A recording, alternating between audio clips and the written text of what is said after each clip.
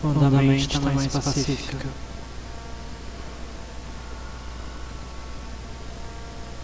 Depois que ela repousa um pouco na paz.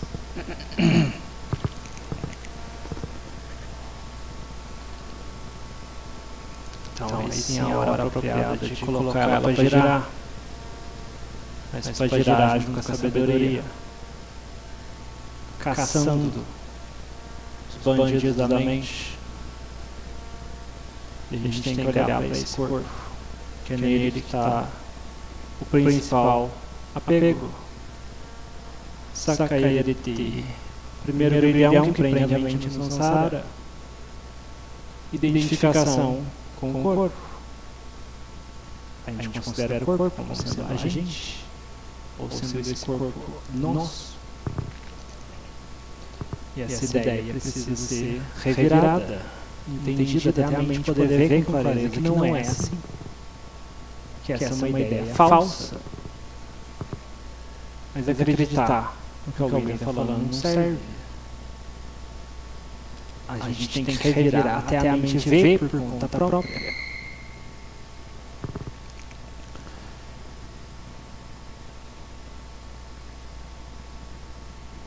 Então a gente joga perguntas para a mente. Ela está mais pacífica, assim, deixa a mente responder, sem intelectualizar muito, sem entrar numa reflexão verbal do assunto.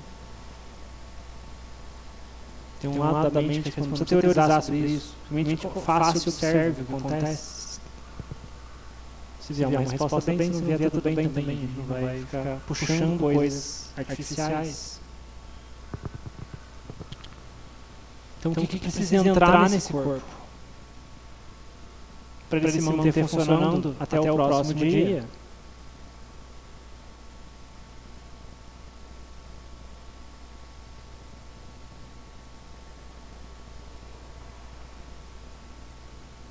E de onde que vem essas coisas?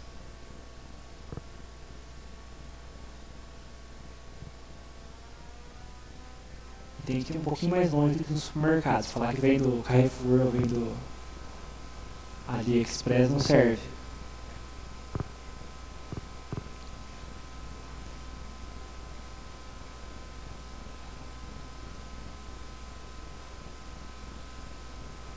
Comida que a gente come, a água que a gente bebe, o ar que a gente respira, de onde que vem isso?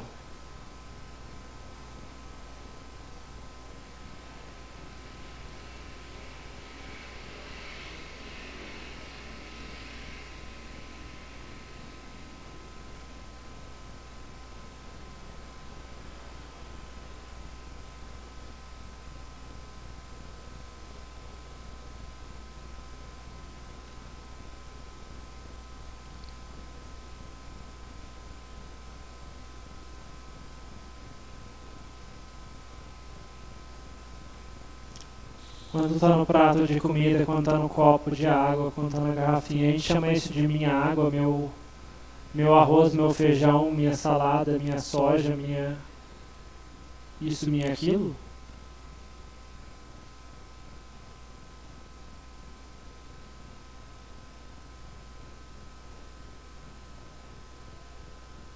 Meu ar.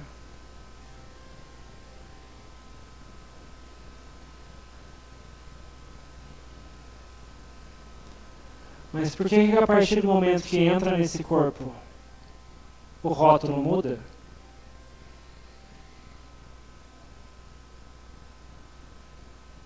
De onde que vem esse rótulo?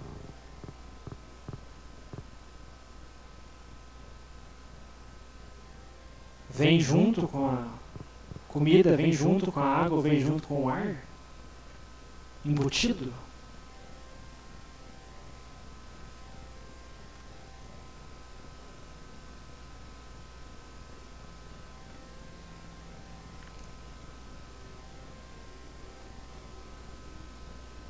Porque essas coisas entram no corpo, são absorvidas pelo corpo, se transformam em diversas partes do corpo. Vão consertar células que estão sendo degeneradas, vão formar a sua pele, seus músculos, seus ossos, seus órgãos, suas reações químicas. E aí essa mente vem e rotula meu braço, minha perna, minha pele, meus olhos, meu rosto.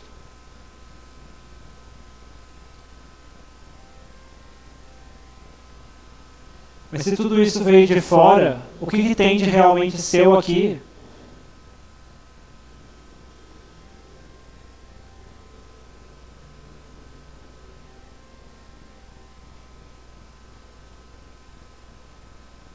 Pergunta, joga a luz de interrogatório na cara da mente. O que tem de realmente seu aqui? Não deixa a mente fugir para lá e para cá, não. Pede para ela responder. E justificar o porquê. Pressiona.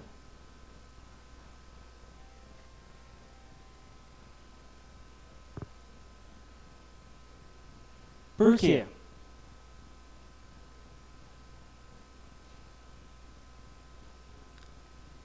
Isso é Satipanya, a arma de Satipanya apontada para as quilesas. Acua as quilesas num canto, aponta a arma e interroga. Das quilesas não tem que ter compaixão, as quilesas são a causa de dukkha.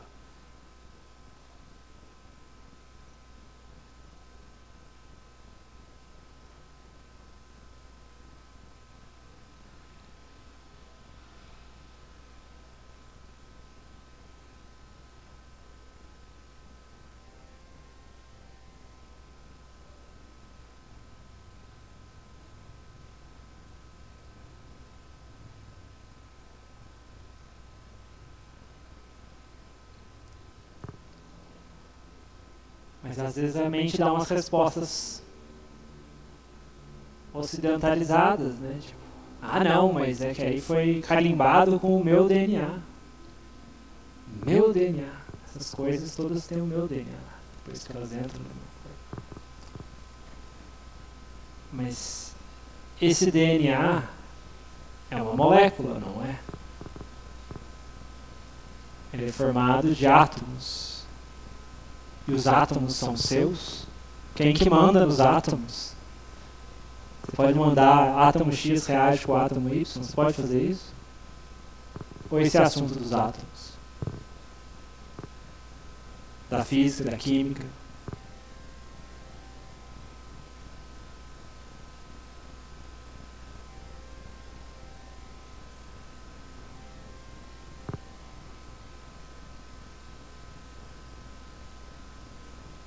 Pergunta lá para os átomos, para as moléculas do DNA, isso aqui, você é realmente vivo? Tem que sair interrogando para procurar o bandido. Onde está o bandido? De onde que sai essa Sakayaditi? Essa identificação com o corpo.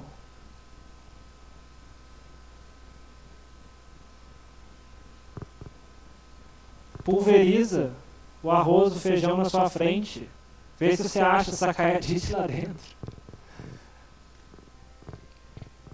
Dentro automático, assim.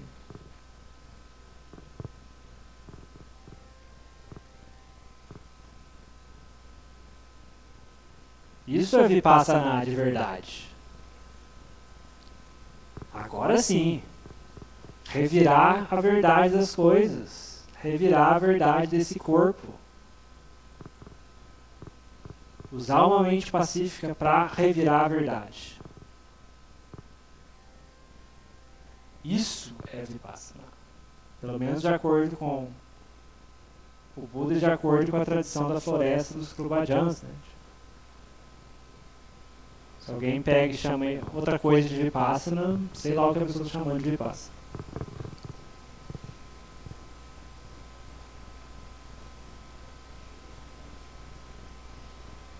Ver as coisas de um jeito diferente do que a maioria das pessoas vê. O ver é diferente, né? O prefixo do diferente, né? Passa na visão, né? Visão diferente.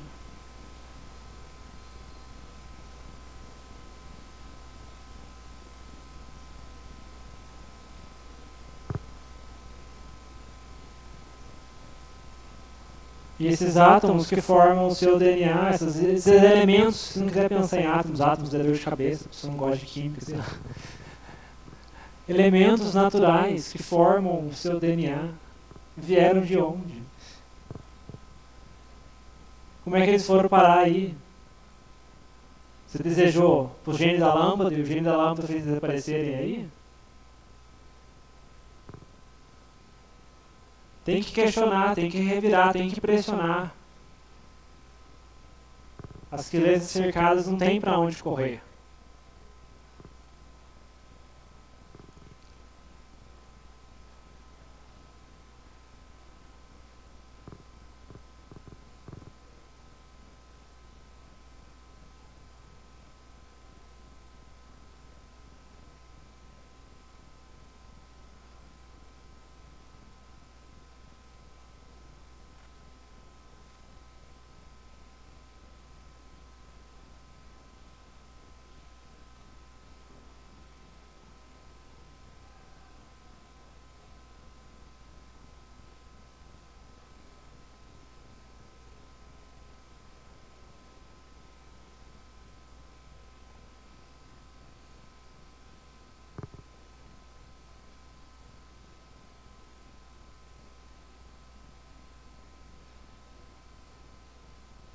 Se a mente não responde ainda, revira mais.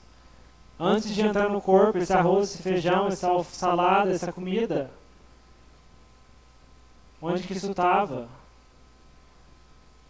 Plantas, animais, formava plantas, formava os animais. E como que isso foi parar na planta? Como que isso foi parar nesses animais?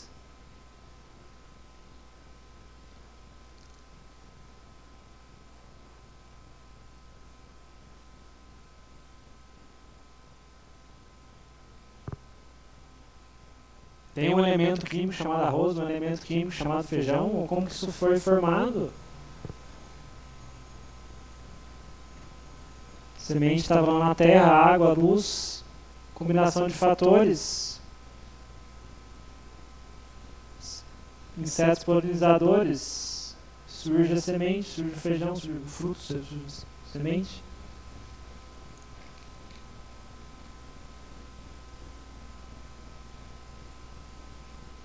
Antes estava na terra, estava na água, estava no ar. Agora foi virar feijão. Esses elementinhos que formam o feijão estavam na terra, estavam na água, estavam no ar. Eles estão preocupados em ser feijão, ser água, ser ar? Ou ser terra? Ou eles simplesmente se movimentam seguindo as causas e condições naturais que existem para isso?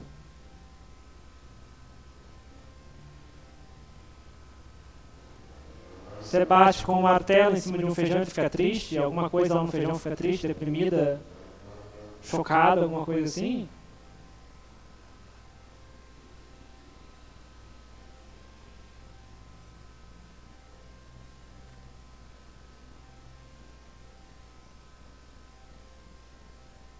Carbono, oxigênio, nitrogênio.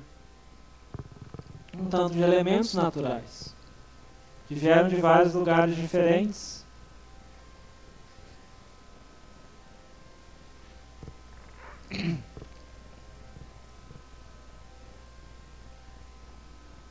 Alguma coisa ali, uma parte intrínseca do feijão, nasceu grudado com o feijão.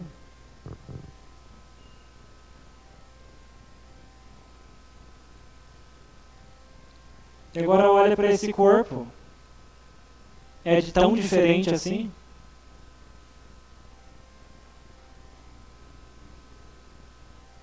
Esse tanto de coisa entra e forma as diferentes partes desse corpo.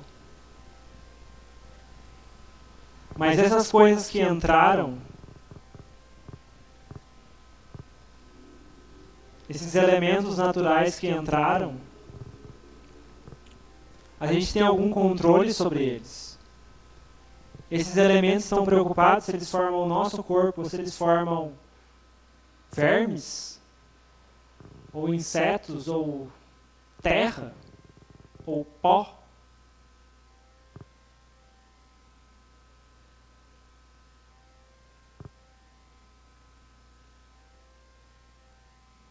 Esses elementos já estavam no feijão, antes já foram terra.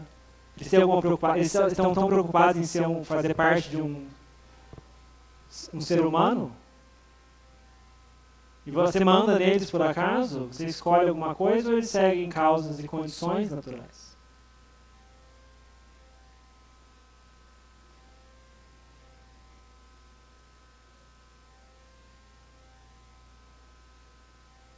Então, no meio dessa sopa de elementos, que veio de diversos lugares diferentes, o que tem de realmente seu nesse corpo?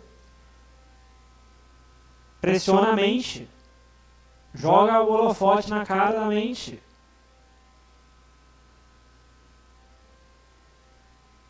Na verdade, na cara das quilesas, né? E pede para ela responder por que ela acha então isso.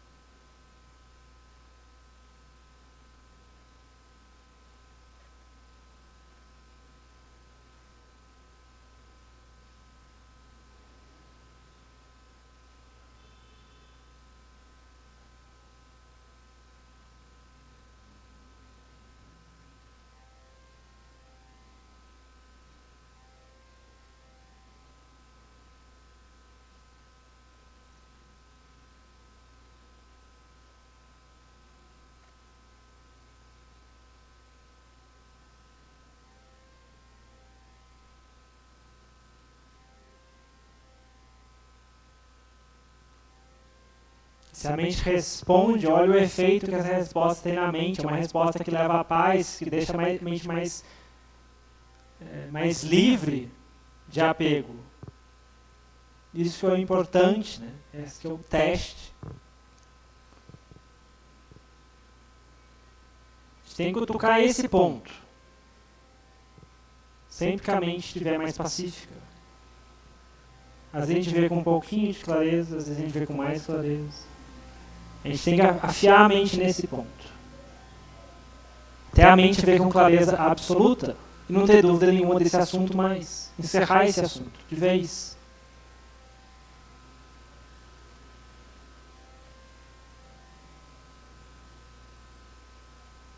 Se a mente estiver pacífica 10%, ela vai ver com clareza 10%. Se estiver com pacífica 20%, ela vai ver com clareza 20%, e assim por diante. A gente usa a paz que a gente tem para contemplar esse ponto. Joga as perguntas de diferentes ângulos até cercar essas quilesas e ver se elas respondem e saem dali, caem por terra.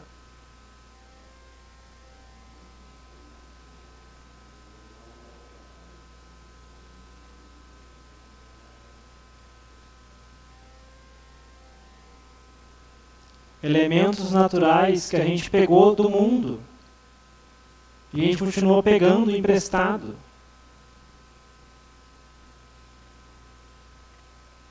E quando eles entram no corpo, eles reagem com os outros elementos naturais que já estão aqui. Se a gente tomar um veneno, ele vai reagir com os outros elementos desse corpo e esse corpo vai partir. E os elementos vão ficar tristes com isso. Os elementos vão seguir causas e condições, vão se separar, vão formar outros corpos, vão voltar para a terra ou vão voltar para o ar. Mas os elementos em si não sofrem. Não tem dukkha. Então quem que sofre? Onde que está o sofrimento? É em algum lugar dos elementos naturais que está o sofrimento?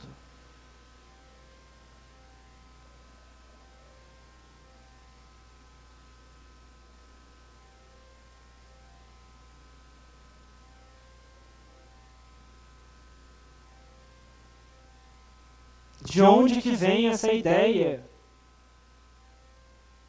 de que esse corpo é nosso? É de algum desses elementos, eles falam no nosso ouvido assim? De onde que vem isso?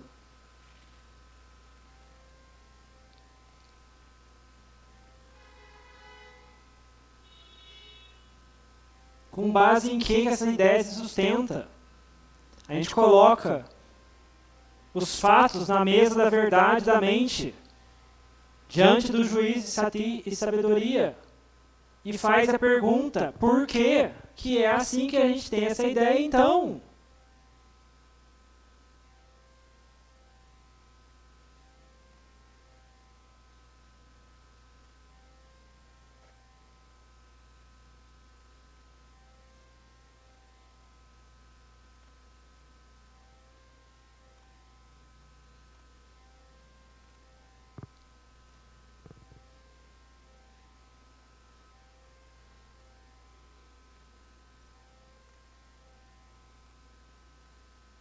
Enquanto o corpo funciona bem, enquanto o corpo não tem problemas de saúde crônicos, é o que o Buda fala de estar, as pessoas possivelmente, geralmente estão embriagadas com a boa saúde, porque as pessoas não param para refletir nessas coisas. Quando o corpo está doente, ou quando o corpo envelhece, alguma coisa não funciona direito, quando a gente está doente, né? É uma boa ocasião para a gente refletir nisso, né? Porque é uma ocasião que a mente é forçada a contemplar. Que o corpo não está funcionando direito. E não segue os nossos desejos naquela hora. Né?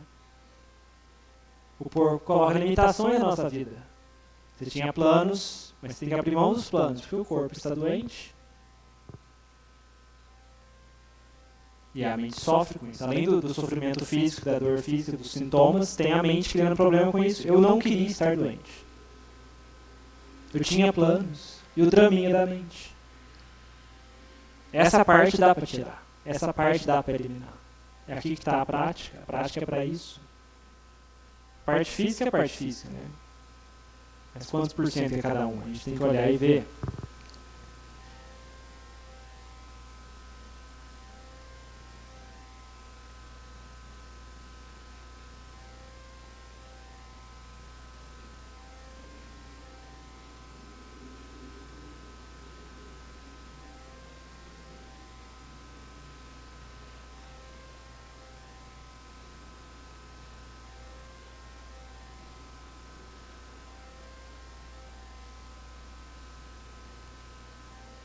E olha para essa mente quando ela responde, né? A resposta faz a mente ficar mais brilhante, mais feliz, mais pacífica. Então está na direção certa. Se a mente fica depressiva, triste, ansiosa, não está certo. Então a mente não está pacífica o suficiente para olhar essas questões. Olhar com imparcialidade e julgar o caso. Então a gente tem que voltar para o nosso objeto de meditação tradicional e recarregar as baterias da mente. E sempre voltar nesse ponto. Meditação não é só respiração e putô. Respiração putô. E quando a mente está pacífica, é contemplar o corpo. Né? Pronto, isso é instrução de meditação. Acabou. Não precisa de livro, não precisa de manual de 500 páginas. Essa é o caminho de prática. Não precisa complicar.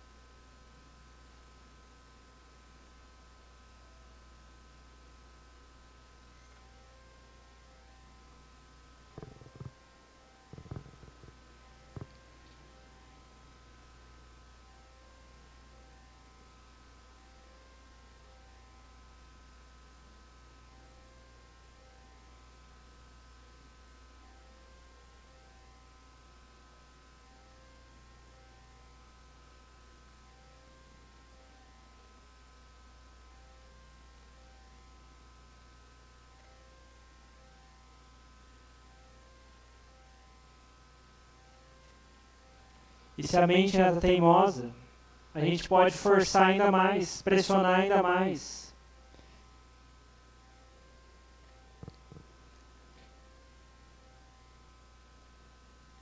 Visualize arrancando um pedacinho desse corpo, uma unha, por exemplo, e jogando na terra um pedacinho de pele seca e jogando na terra. O que acontece? Você considera aquele pedacinho seu uma parte do seu corpo? Você está preocupado com o que acontece com aquele pedacinho? Ué, mas por que a contradição? Quando estava grudado no seu corpo, ele era seu. Aí quando caiu na terra, não é mais seu? Por que isso?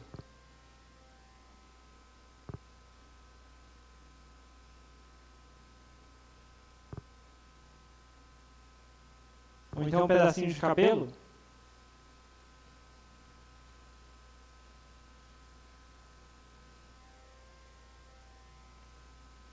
O que acontece na Terra quando está na Terra por muito tempo?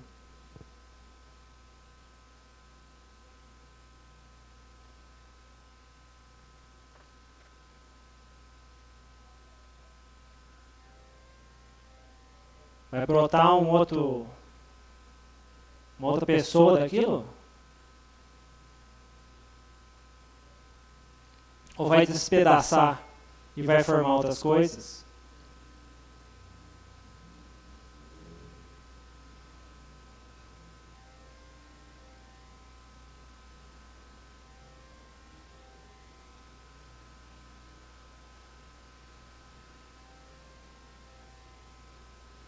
Tem que fazer exercício várias vezes, né?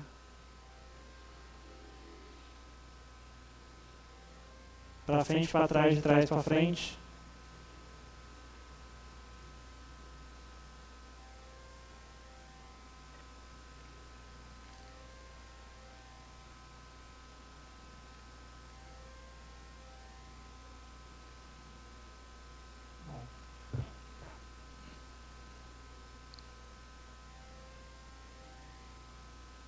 Se a gente percebe que a mente está entrando em modo depressivo, modo preocupado, modo ansioso, modo medo, então tá certo. Então a gente tem que parar imediatamente e voltar para Putota Monsango, ou então Itipiso. Esse é o único cuidado que a gente tem que ter quando a gente está contemplando. De ter esse norte. Se a mente fica mais feliz, mais pacífica, mais tranquila, tá na direção certa. Se a mente é depressiva, preocupada, ansiosa, tá errado. Tem que parar e voltar para essa matar. É o único cuidado, o único perigo aqui.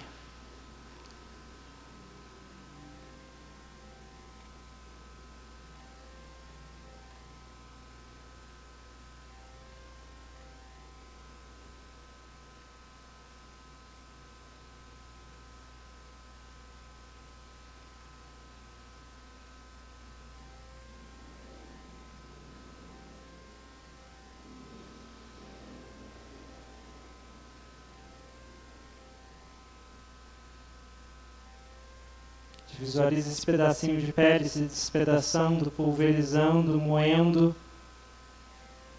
até virar só um pedaço da terra,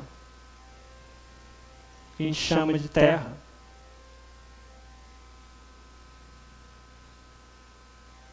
Quem que dá esses rótulos? Terra, pedacinho de pele, meu corpo, de onde que vêm esses rótulos?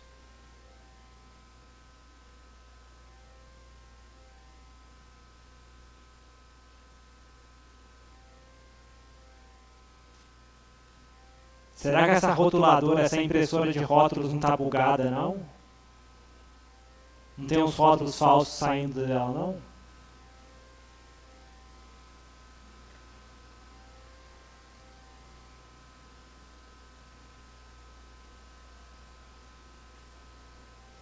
Tinha terra, virou feijão, feijão entrou no corpo, virou um pedacinho de pele, a pele a gente joga na terra, quebra em vários pedacinhos e volta para a terra.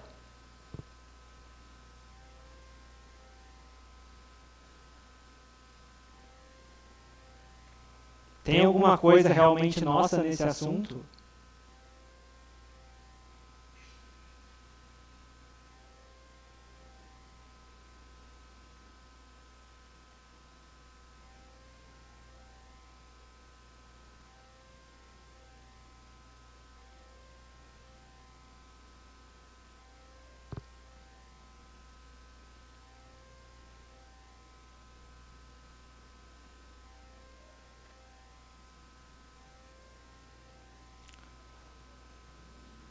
A gente experiencia as sensações desse corpo, não da parede, não do chão, mas fora isso,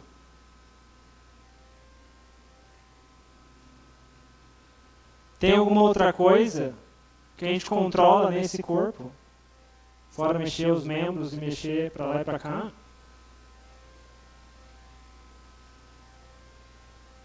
Todos esses elementos naturais que entram no corpo e fazem cada um a sua tarefa, a gente precisa ficar se preocupando. Você estudou biologia, né? Células, façam isso, façam aquilo, façam tal proteína, façam tal aminoácido. A gente quer a nossa mente precisa ficar explicando para elas o que elas têm que fazer, ou elas simplesmente fazem tudo isso para esse corpo funcionar como um grande robô.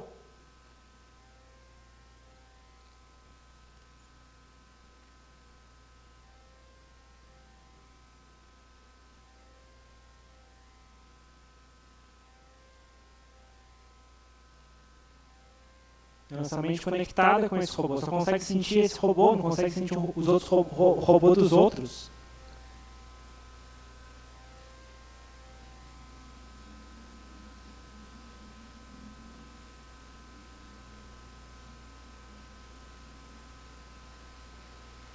Mas tem alguma coisa realmente nossa nesse robô?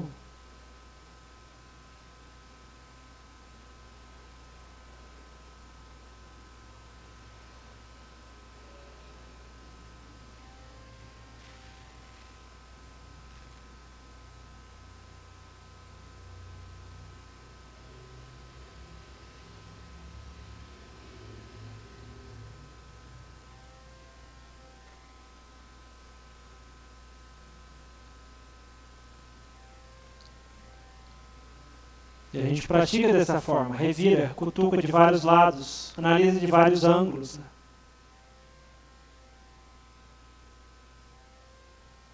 Extraindo as respostas mais profundas que a gente consegue extrair. E depois de um tempo essa energia mental começa a se dissipar, a mente começa a ficar menos clara, e aí a gente tem que voltar para samatha. E prática é isso, né? Essa alternância entre as duas coisas, em equilíbrio, né? Também, porque senão a sabedoria tem esse aspecto dinâmico, elétrico, energético, né? Revirar as coisas, né? Então vê como é que meditação não é relaxamento, né? É muito longe de relaxamento. Na hora do futuro da Bossa Gongja é uma guerra, né? Agora na hora de investigar é mais dinâmico ainda, né? É um interrogatório, é um julgamento no palco da mente, com todos os seus representantes devidos ali. Então é assim que a gente pratica.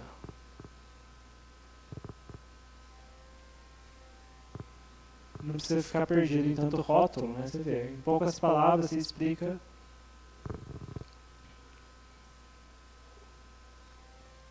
o fundamental da prática. O restante é detalhe, é periférico. E praticando dessa forma, a gente vai devagarzinho, né, experienciando o Dhamma que o Buda viu também, né? E se a gente começa a experienciar o Dhamma dentro da gente, né? É como se a gente estivesse lendo um sutta, né? Mas é o sutta da vida da gente mesmo, né? Da fonte, direto da fonte. Porque todos os suttas vieram da experiência do Buda, né? Então a gente pratica o caminho ensinado pelo Buda, a gente começa a ter as mesmas experiências. A gente não precisa sair lendo todos os suttas, a gente precisa ler como o Ajahn Chah. O Ajahn Chah fala isso de forma simples, né? O melhor livro a ser lido ao coração, né? Mas as pessoas não esticam essa explicação, né? Por que isso, né?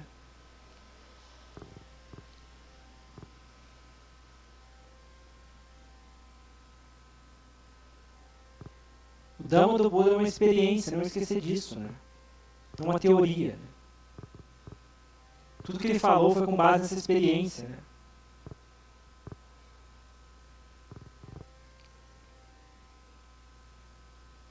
E a gente teve bons mestres, né? No Ajahn Chah, Ajahn Nanda Mahaboa, essa tradição para nos guiar nesse caminho, que também praticaram, trouxeram o Dhamma para dentro, né? E tem contato direto com a fonte, né? E tem condições de apontar pra gente na lata o que está de errado, o que está certo, né? Sem precisar ficar usando suttas, né? Porque os suttas nem sempre se aplicam a tal situação, né? Depende do contexto. Né?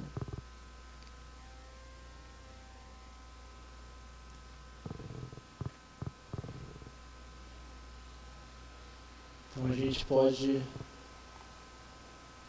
ir encerrando a nossa prática de meditação e a gente pode abrir para perguntas, respostas, questionamentos, que eu acho que dessa vez vai ter, porque a gente fez uns experimentos meio mirabolantes nessa tarde de prática, né? Então, assim, se as pessoas não tiverem alguma dúvida ou compartilhamento, é que alguma coisa está muito errada.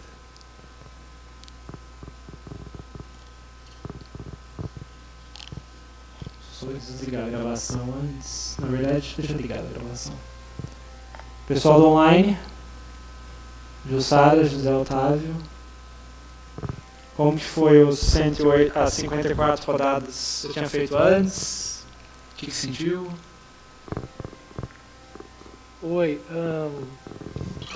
eu achei bastante interessante, eu nunca tinha feito tantas vezes assim, e já na experiência do Vesak, na semana passada, eu gostei porque eu achei que preparou para a meditação, né? Conseguiu abrir alguns outros pontos de tranquilidade. O que me tocou hoje foi isso, você foi mostrando para a gente, instigando essa coisa do Vipassana. Isso foi bastante tocante. Agora, um pouco antes disso, eu estava percebendo que na parte da concentração, que foi após os cânticos, após os 54 cânticos, eu percebi que quando a mente escapava, ela entrava um verso do que já tinha sido cantado, sabe? Então, parecia um escape saudável, assim. E durante a investigação propriamente dita, eu fiquei bem, eu estava rindo, você estava fazendo umas perguntas que estavam sendo engraçadas, assim, curiosas, de vamos lá, vamos encurralar a mente, tal, encurralar os klejas e tal. Eu achei isso interessante, aí eu me dei por satisfeito em algum momento por ter sido a primeira vez que eu fiz isso. Né? Aí você foi dando outras grandes dicas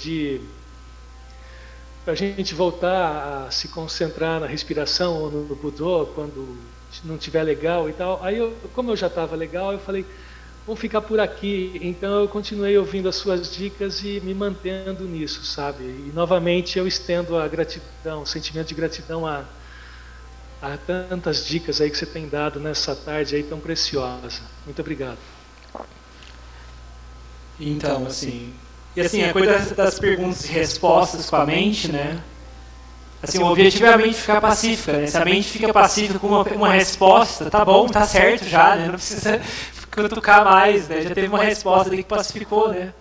Assim, fica com isso, Porque assim, o objetivo é esse, o objetivo é tirar respostas, né? Agora, se elas pacificam ao nível X, ao nível Y, é coisa do tempo, né?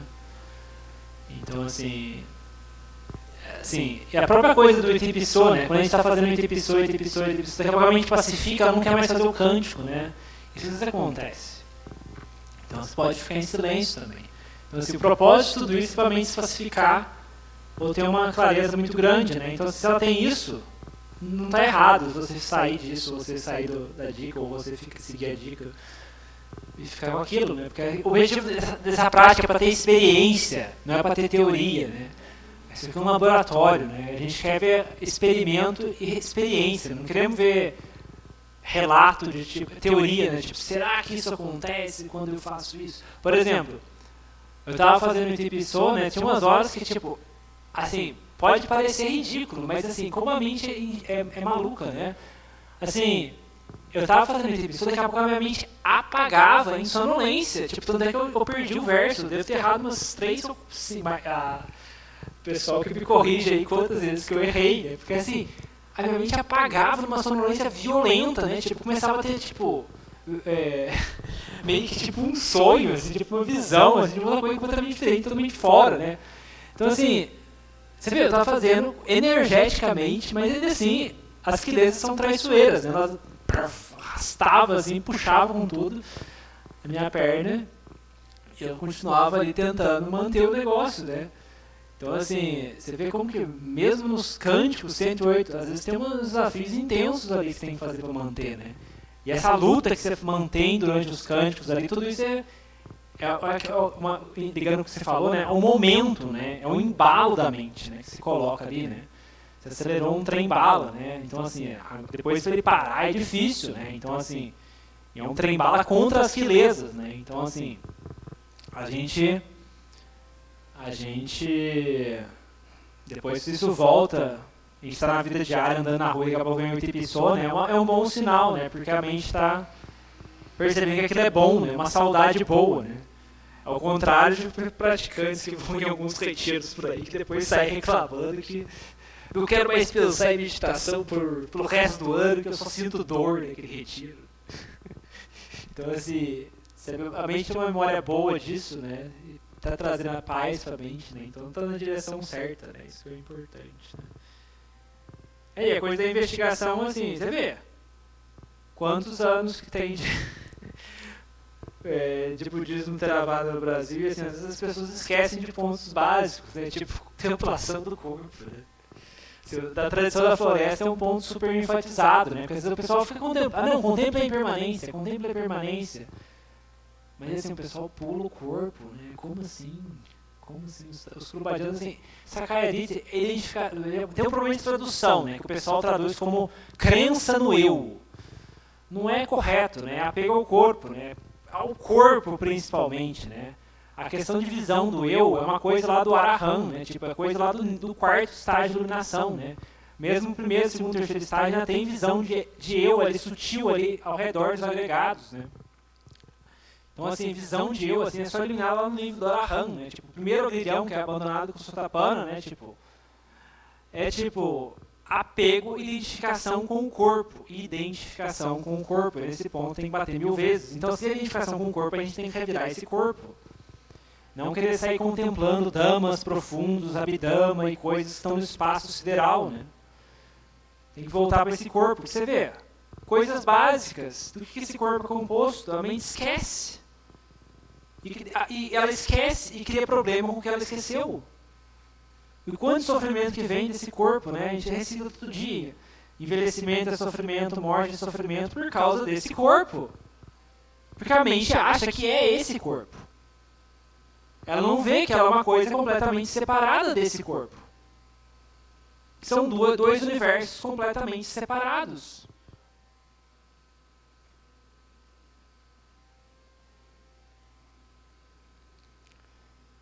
Então é interessante quando a gente tem a gente revira essas coisas, né? Então, assim, uma coisa é fazer não só uma vez, né? Tem que fazer com frequência. Coisa da pessoa medita, mas só fica em samatá, né? Tipo, samatá. Fica com a respiração, a mente fica pacífica, depois sai. E é isso, a mente não desenvolve sabedoria, né? Sabedoria tem que desenvolver com investigação, né? Investigação, uma das formas de fazer dessa forma que eu sugiro, né? Fazer as perguntas e jogar no tribunal da mente, né? E revirando. E a mente vai respondendo. E é interessante, assim, porque dá pra fazer um júri simulado, né, da mente. Jussara.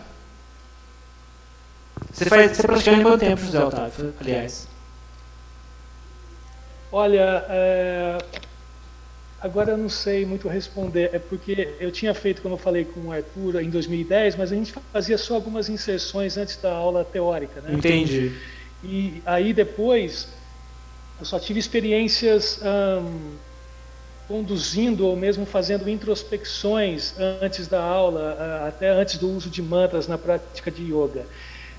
Eu comecei a me inteirar mais coisa de 2 anos, foi 31 de março de 2020, né, que eu fiz o primeiro encontro no grupo de neurociências às terças-feiras. Entendi. Então aí a gente passou um pouco mais. Anumodana. Jussara? Oi. Boa Então, noite. eu já faz algum tempinho que eu estou fazendo meditação. Eu fazia terapia, minha terapeuta indicou a meditação, então está me ajudando muito, né? Que bom. E a coisa da contemplação do corpo, como que foi pra você? Foi muito difícil, muito assustador? Porque às vezes para algumas pessoas é assustador isso. Né? Não foi assustador, não. Ok, da próxima vez eu trago o esqueleto então. Tá bom. Eu vou trazer o esqueleto aqui. Tô avisando já, porque isso vai ser providenciado. Brincadeira. Mas talvez tenha um fundo de verdade. E a coisa dos cânticos, Jussara, como foi pra você? Eu gostei. É muito bom. Keila? Alguma coisa? Ou nada?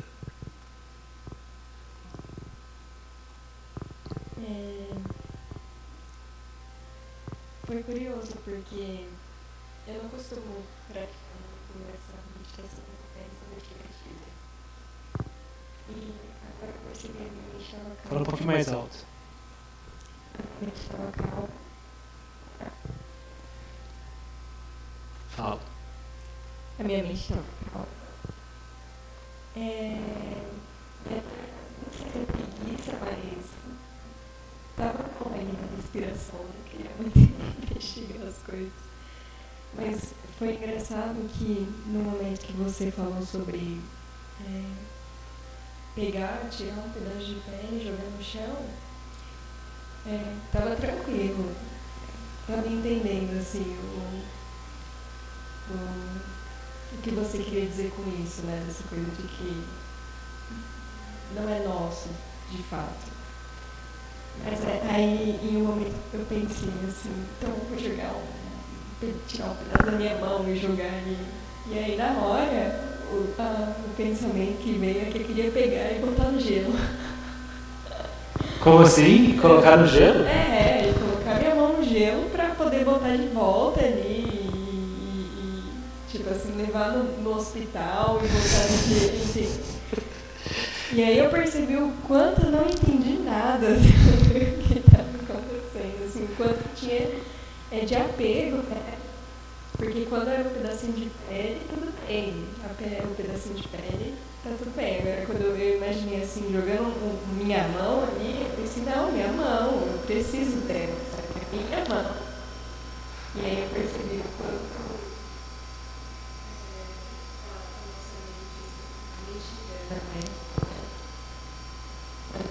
realmente distrai, assim, confunde. Assim, só esclarecendo o ponto, né, que a gente não está indicando para ninguém cortar nenhuma parte do corpo e jogar na terra aqui, né? Assim, a gente tem um exercício mental para questionar as ideias da mente sobre o assunto, né? Porque a gente precisa da nossa mão, a gente precisa do nosso braço, a gente precisa desse corpo funcionando para a gente praticar, né? A gente não quer criar obstáculos para nossa prática, né? Então isso fica bem claro, porque às vezes as pessoas confundem. Ou quando eu falei do veneno, né? Tipo, então assim, ninguém está dando incentivo a nada aqui. A gente está colocando perguntas para a mente questionar certas ideias arraigadas, né? Então assim, se a mente respondeu dessa forma, né? Tipo, coloca no gelo, leva ao hospital correndo, é as crianças respondendo, mas assim, calma. Significa que a mente não estava pacífica o suficiente para olhar o assunto. Porque a mente estava muito envolvida, muito grudada na sua mão. Então ela não consegue julgar com imparcialidade. Mas paciência, né? A mente, quando estiver mais pacífica, né, talvez ela consiga, outra ocasião, né, ela consiga olhar para esse assunto com mais imparcialidade, né?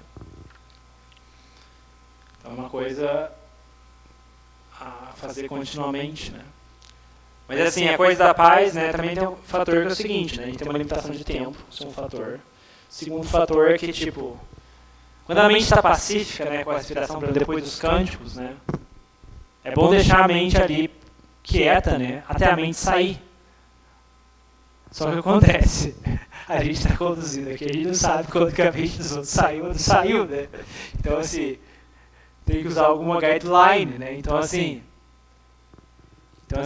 por isso que é importante ter prática individual também, né? Porque, assim, na prática em conjunto tem esse problema, né? A não ser que você tenha um instrutor ali que tipo Tarajan, que tipo consegue saber o que cada um tá pensando em cada momento. Aí é mais fácil, né, verificar, tipo, não, vamos esperar um pouco mais para entrar na investigação, que a pessoa tá concentrada na respiração, né. Aí é mais fácil isso, mas eu não tenho essa habilidade, então nem tô perto de tê-la. Então assim, a gente acaba tendo esses problemas, né, que a mente tá pacífica na respiração, não quer sair. Eu também não recomendo sair não, viu? Deixa a mente quieta lá. E depois, quando a mente sair, começar a pensar, girar sozinha, aí você vai lá e começa a investigar. Essa é a hora certa de fazer isso. Quando a mente está pacífica, deixa ela quieta lá. Mas em grupo tem essa limitação, né? Não tem como a gente escolher a ocasião, né? Porque tem alguém ali que está conduzindo. Mas nada impede a gente ignorar as palavras também, né? A gente fica com a mente pacífica lá e deixa quieto lá e depois... Mais pra frente talvez a gente discute, aproveite, né? O objetivo do Dhamma é que leva à paz, né? Tipo, então assim, em qualquer momento, se a gente no meio da palestra a mente estiver pacífica, a gente não precisa prestar tanta atenção no significado da palestra, a gente fica com aquela paz que a gente desenvolveu, né? Esse que é o propósito, né? O propósito é ter experiência de paz, né? Então assim, não criar problemas também nos resultados da prática, né? A minha mente estava pacífica, eu não queria contemplar, né? Minha mente está errada. Mas assim, se a prática de investigação, né, atormenta a mente, perturba a mente, né, se incomoda a mente, então calma, pratica mais samatha, desenvolva mais maestria de samatha, né, acalme mais a mente, depois olhe para esse assunto, né. A gente não quer que a mente se assuste demais, né? Porque tem certos temas que, assim, às vezes podem que... Por exemplo, a sua reação, né? Leva para o hospital, a mente desespera, né? Então, isso não é uma reação boa, né? É um sinal que foi na direção errada, né? Escorregou para a direção errada, né? E aí não quer que isso se repita com frequência, né? Senão gera um condicionamento da mente de querer fugir desse assunto, não quero mais meditar, né? Que isso toda vez aparecer, né? Então, assim... Vai mais pro samatha e depois vai devagarzinho investigando, né, na medida que você vê que a mente pacifica e ajuda a mente a se pacificar e trazer brilho para a mente, né? Se vai nessa direção de desespero, pânico, etc, não está certo, né? Então não é a hora de olhar para isso. É só esse detalhe que tem na questão da contemplação, né? É saber a hora de contemplar e saber esse feedback, né, de quando que a contemplação está indo na direção certa, quando está indo na direção errada. Fora isso, não tem muito perigo.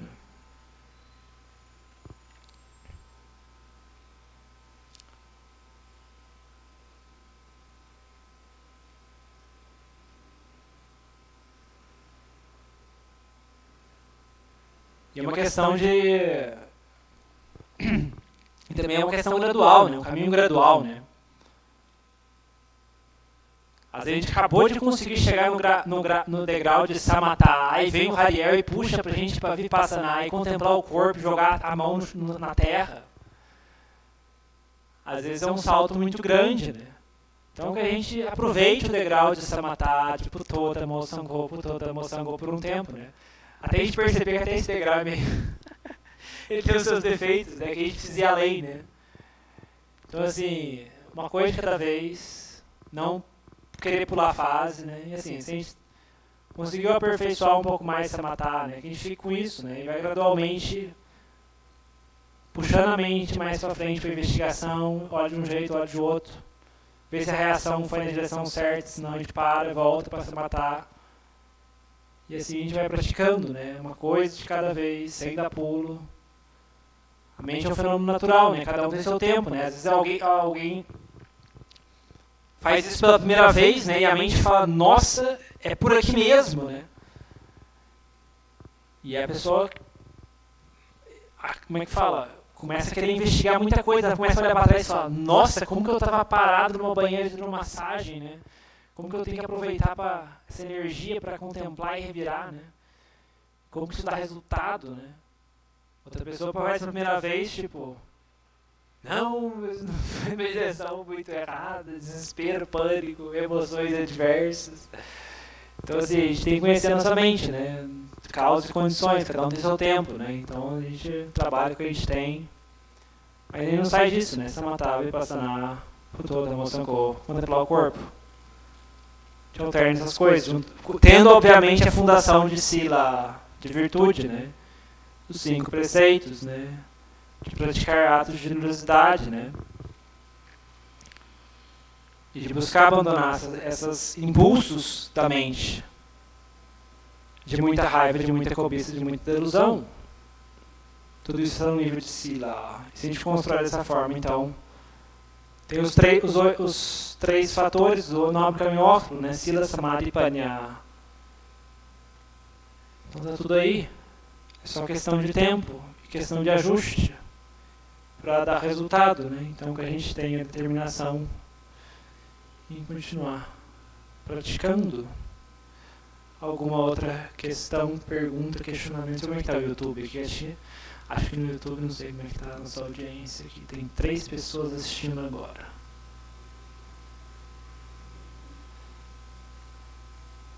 Alguém do YouTube tem algum questionamento no chat do YouTube? Ou alguém do presencial, do online, se quiser falar mais alguma coisa, só desmutar e falar.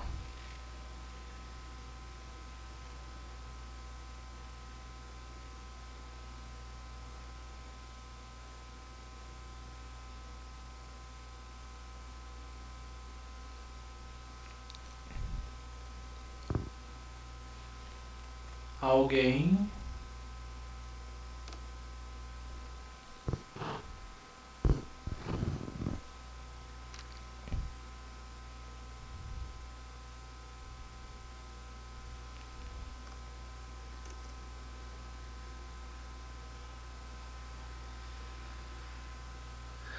Oi, Ariel, me ocorreu um pouco a ideia da equanimidade nisso, né?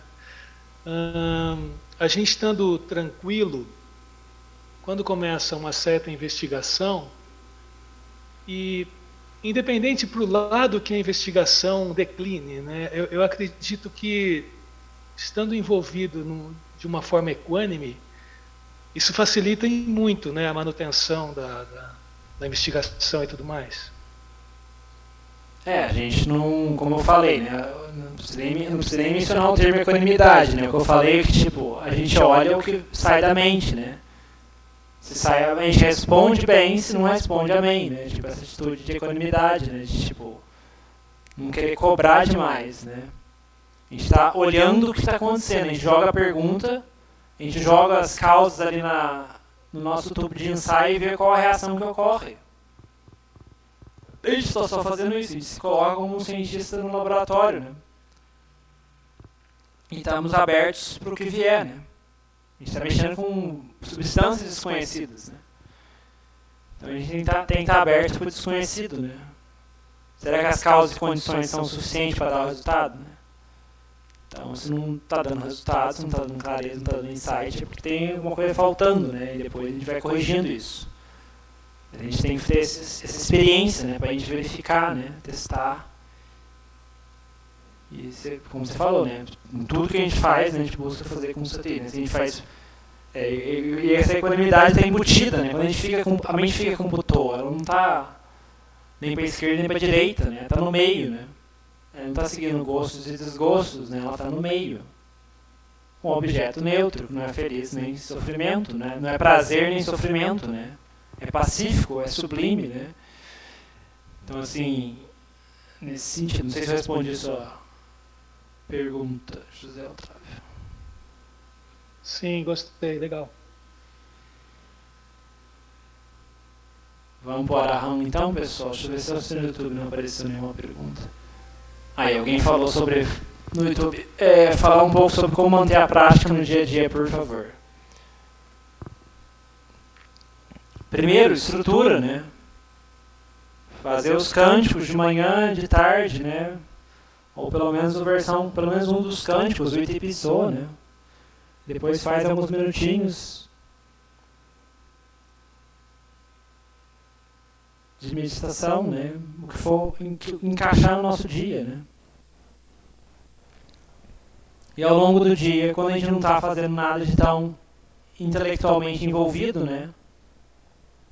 Itipiso Bhagavaraham Sama Sambuddho Vijatarana Sampano Sugato Lokavidu Anutaro Bodhisattva Sarati Sata Deva Manusanam Buddho Bhagavati Itipiso Bhagavaraham Sama Sambuddho Vijatarana Sampano Sugato Lokavidu. A gente faz isso. Assistir menos televisão, né? Assistir menos estímulo sensorial, né? Menos notícia de política, por favor. Como as pessoas se agitam com esse assunto, mas não é assunto. Então, assim, e por toda a Moçambo, né, tipo, não tem muito, assim, essa continuidade, né, tem que vir com esse Itipiso ao longo do dia, esse Putô da Moçambo ao longo do dia, né? Porque se não tiver nenhum Itipiso, falou, não, vou manter minha sati ao longo do dia, uma sati solta no corpo, é muito fraco, né? É muito difuso, não é o suficiente, né? E assim, grupo de prática não tem o que reclamar, o pessoal do online não tem o que reclamar, tem a caixa de Dharma de segunda a domingo praticamente, né? Tem lá no site os links, né? Participar regularmente ajuda também, se a gente não tem disciplina para fazer sozinho, né? Tendo um mutirão de meditação da Olga todo dia de manhã, né? Acho que das 6 às 7, ou das 7 às 8, não sei. Mas tá lá liberado para todo mundo, né? Só acessar, né? Então, assim, tudo isso é estrutura, né? E assim, uma coisa que ajuda também é fazer um retiro longo, né? Às vezes a prática também, para lá e para cá e para lá. A gente faz um retiro longo de 7 dias, aquilo recarrega a bateria por um ano inteiro, né? A gente consegue manter regular, né? Então, às vezes um retiro longo é importante, né? Tudo bem que não estamos tendo tanta disponibilidade agora, né? Mas quando tiver, né? A gente busca fazer isso, né? Isso ajuda a dar essa turbinada, né? Pro restante do ano, né?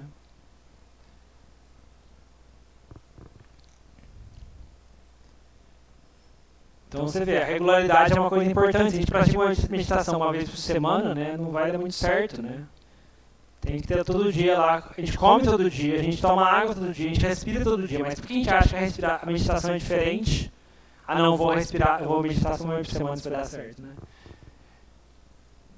Então, assim, a gente tem que... Se um atleta quer ser um atleta de futebol, de seja lá o que for, né, ele tem que treinar todo dia. Se a gente quer ser um soldado para vencer as impurezas mentais nessa guerra, a gente tem que treinar todo dia, porque elas estão com armas cada vez mais novas.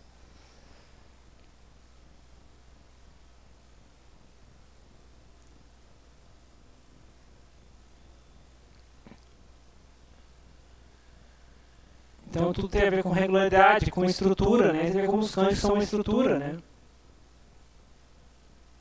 Se a gente não consegue meditar sozinho, faz Itipiso, só o Itipiso pelo menos, né? Tipo, quantas vezes? 54 vezes, seja 36 vezes. Se desafie dessa forma, né? Às vezes fazer um Itipiso mais longo como preparatório para a prática já é uma grande ajuda, né? Se tiver outras pessoas na casa, né, as pessoas se incomodarem, né, faça mentalmente, né? Ou faça recitando só mexendo os lábios, né? Quase cochichando, né? Funciona também. Não é o mesmo resultado, mas assim, já dá pro gasto.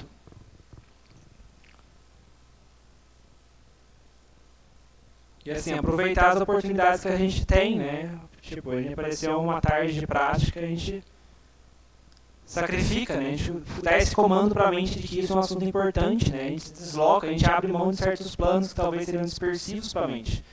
E a gente vem para um dia desses, né? Para praticar de tarde com outras pessoas.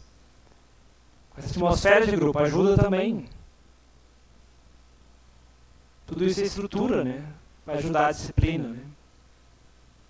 Então, Anumodana aí por todos que sacrificaram o seu domingo, né? Que domingo deve estar acontecendo coisas muito interessantes aqui em São Paulo, porque o pessoal, tudo bem que foi avisado de última hora, né? Mas, assim, as distrações sempre existem, né? Mas as pessoas que veem o valor naquilo, né? Elas colocam o desafio, né? Elas correm atrás, né? Ou na época do Buda o pessoal tinha que andar a pé para outra cidade para ouvir um discurso, né? Não tinha gravação, não tinha livro, não tinha internet, não tinha MP3, não tinha YouTube, tinha que andar a pé. 50 quilômetros, quantos sutras a gente já leu que fala isso lá, o monge estava a 50 quilômetros, foi a pé lá para ver o professor dele, né? Então assim, a pessoa vê valor, né? Ela corre atrás, né? Então assim, isso é digno de Anumodaná, né? Tipo, uma coisa que vem de qualidades boas, né? A gente disposto a sacrificar certas coisas pelo Dhamma, né? Então que isso possa, a gente continue determinado na nossa prática para cada vez mais e mais estar mais e mais livre do sofrimento causado pelas impurezas da mente. Sadhu, sadhu, sadhu por todos os praticantes de hoje. Vamos fazer o Araham. A gente fecha para não... Vamos fechar pontualmente. Eu consegui hoje. Fechar pontualmente. 7 horas. Vai chover. Araham Sama Sambuddho Bhagava Buddhang Bhagavantang Abhivademi Svagato Bhagavata Dhammo Dhammang Namasami Supatipano Bhagavato Savaka Sangho Sanghang Namami.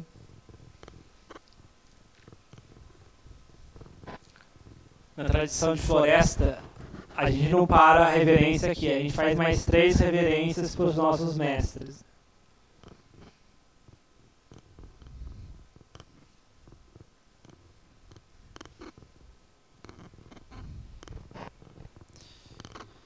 Então é isso, encerramos por hoje.